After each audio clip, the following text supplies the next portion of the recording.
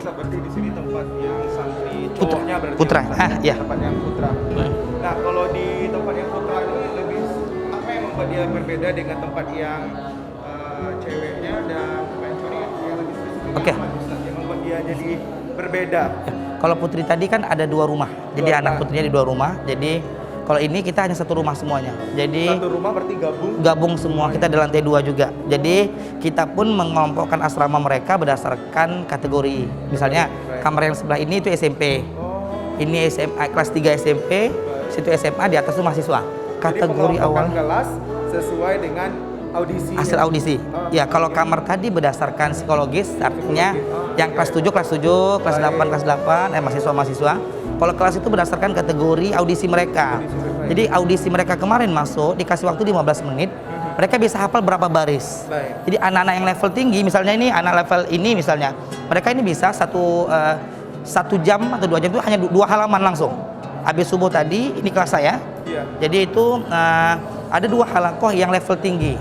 Yang sebentar saja mereka sudah hafal 1 halaman. Jadi pelaksanaan sudah 5 hari, sudah ada yang selesai 3 juz. 3 juz dalam 5 hari saja. Itu karena dari awal kita udah prediksi dia pasti bisa. Pertama, dia ternyata punya kemampuan bahasa Arab. Jadi dia menghafalnya dengan teknik begitu. Selebihnya ini ada yang memang polanya ada yang memakai Quran terjemah. Jadi ini halakohnya, ini ada putra itu ada 6 halakoh. 6 halakoh. Iya, jadi ada 1-2 halakoh itu halakoh pemula. Jadi otomatis itu targetnya tetap 3, tapi betul-betul agak harus lebih sabar. Karena mereka juga harus dipelajari tajwidnya lagi, tahsinnya lagi. Selebihnya karena audisi sudah memungkinkan mereka langsung hafal saja. Saya penasaran kalau bagian belakang bagian apa, Ustaz? Berarti ini yang di bagian belakang ya, Iya, Ustaz? Hampir sama dengan yang hampir sama. Di depan atau ada perbedaannya lagi, Ustaz, untuk mahasiswa atau seperti apa? Oh enggak, kalau untuk kelas kan sebenarnya per 3 hari itu ganti guru. Oh, ganti? Ya, jadi setelah 3 hari mereka ganti dengan guru yang lain. Jadi 3 hari evaluasi, baru anak-anak yang ternyata bisa nyampe target di luar target awal, jadi langsung digabung-gabung mereka. Jadi anak yang bisa kayak saya bilang tadi, ada yang 3 juz bisa dalam 5 hari, ada yang 2 hari selesai 1 juz, ada yang 4 hari. Itu nanti itu jadi di satu kelompok lagi yang ternyata mohon maaf agak sedikit lambat misalnya, atau perlu diperbaiki tajwidnya, makanya mereka punya kelas khusus lagi nanti.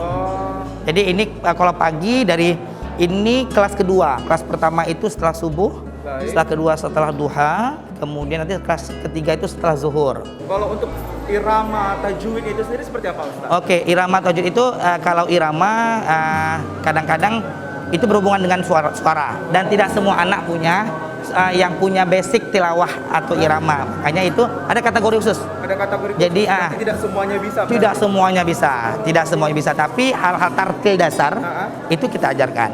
Yang dasar-dasar diajarkan. Iya. Tapi yang sudah punya basic itu otomatis itu ada langsung guru khususnya. Itu pelaksanaannya setelah sholat tarawih.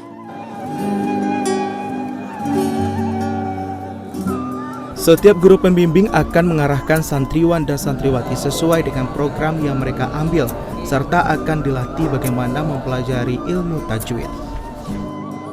Bahkan setiap santri tidak semuanya dapat mengaji dengan memiliki irama atau tajwid, karena setiap anak memiliki karakter suara yang berbeda. Sekarang kita lagi kegiatan tahfizul Quran, menghafal Al-Quran. Mengajarnya gimana?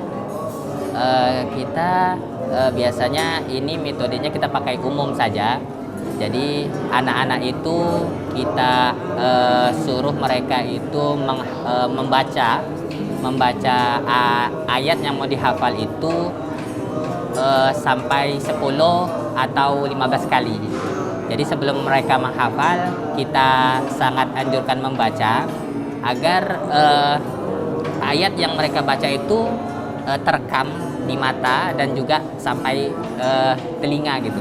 Jadi saat mereka nanti sudah baca 10, 15 kali atau bahkan 20 kali, saat mereka menghafal itu mudah gitu. Jadi membacanya berulang kali, kemudian menghafalnya sepotong-sepotong. Nah, jadi satu baris itu dibagi 2 gitu. Nanti setengah sudah hafal, setengah lagi dengan metode yang sama. gitu. Metodenya kita dengan melihat, kemudian anak-anak tuh kita suruh tutup Quran, kemudian mereka menghafal gitu kan. Begitu seterusnya sampai satu ayat tuh lancar gitu Bun. Ustaz, lihat kesulitan yang mereka alami selama di sini apa? Untuk kesulitan kami menjumpainya itu di pada ayat yang panjang. Jadi ada ayat yang satu ayat itu satu lembar Quran, dan itu memang ada kata-kata yang sulit. Nah, jadi bahasa Quran ada kata-kata yang lafaznya mudah dilafazkan sama kita, ada juga yang memang cukup sulit. Jadi itu yang membuat mereka agak lama dalam menghafalnya gitu. Berbagai ilmu pun dibagi di rumah tahfiz Ahlul Quran ini sesuai dengan impian sang dokter, di mana anak-anak muda saat ini saatnya mendekatkan diri kepada Allah Subhanahu wa Ta'ala. Tentunya hal ini direspon baik oleh santriwan dan santriwati yang menimba ilmu agama di rumah tahfiz Ahlul Quran. A'udzu billahi minasy syaithanir rajim. Bismillahirrahmanirrahim. Tanzilul kitab minallahil azizil hakim. Inna anzalna ilaikal kitaba bil haqqi fa'budillaha mukhlishan lahuddin.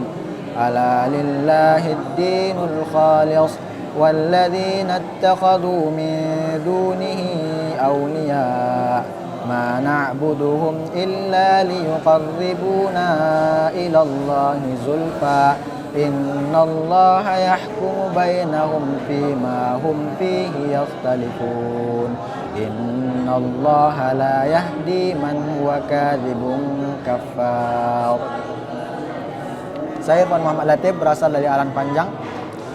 Saya dulunya adalah peserta angkatan kelima, dan saya kembali lagi bergabung di sini dalam angkatan yang ke-7. Pada daurah yang kelima kemarin, saya menyelesaikan hafalan saya 4 juz, dari juz 9 sampai juz 13. Setelah beberapa waktu, karena setahun kemarin situasi daring, kami menghafal Quran lewat online, maka saya melanjutkan sampai juz 20. Dan pada angkatan yang ke-7 sekarang, saya mulai menghafal dari juz 21 sampai juz 25. Kebetulan juz 26 sampai juz 29 dan juz 30 saya sudah menyelesaikan. Target saya pada angkatan yang sekarang akan menyelesaikan hafalan saya 30 juz, dimulai juz 21 sampai juz 25. Motivasi saya untuk menyelesaikan hafalan adalah karena dengan hafalan inilah kita akan diangkat derajat kita oleh Allah Subhanahu wa Ta'ala di akhirat kelak, dan kita akan memasangkan mahkota bagi orang tua kita ketika di yaumil hisab kelak. Sekian dari saya. Assalamualaikum warahmatullahi wabarakatuh.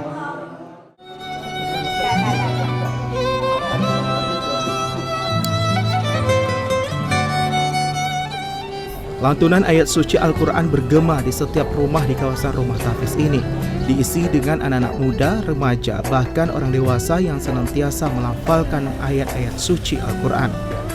Setiap ayat yang dilafalkan oleh santriwan dan santriwati ini seketika membuat jiwa tenang dan damai. Ya, di rumah tahfiz Ahlul Quran inilah berbagai ilmu agama, mulai dari belajar ilmu tajwid, menghafal ayat-ayat pendek, serta adanya kegiatan pesantren Ramadan yang diajar oleh tenaga pengajar yang profesional. Bismillahirrahmanirrahim.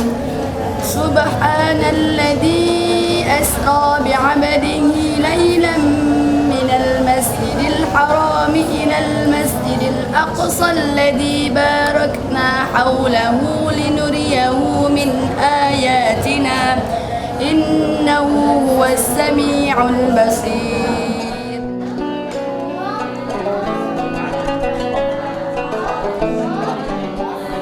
Tahapan pertama dalam mencari ilmu adalah mendengarkan, kemudian diam dan menyimak dengan penuh perhatian, lalu menjaganya dan mengamalkannya, serta kemudian menyebarkannya. Siapa yang menempuh jalan untuk mencari ilmu, maka Allah akan memudahkan baginya jalan menuju surga. A'udzu billahi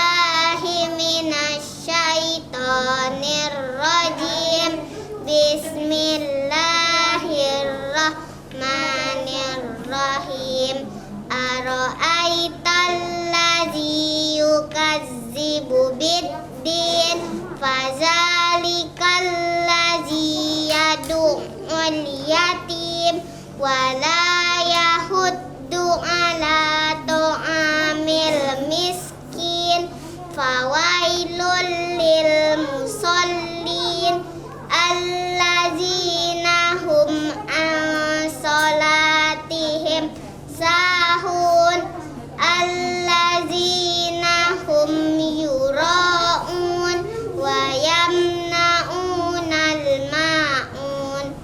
Sadaqallahul azim. Ya saudara, itu dia tadi kegiatan para santriwan santriwati yang ada di rumah tahfiz Ahlul Quran ini. Semoga ke depan para santriwan santriwati ini bisa menjadi orang yang sukses dan berguna bagi nusa, bangsa dan agama. Akhir kata, saya Muhammad Salnur pamit undur diri. Wassalamualaikum warahmatullahi wabarakatuh.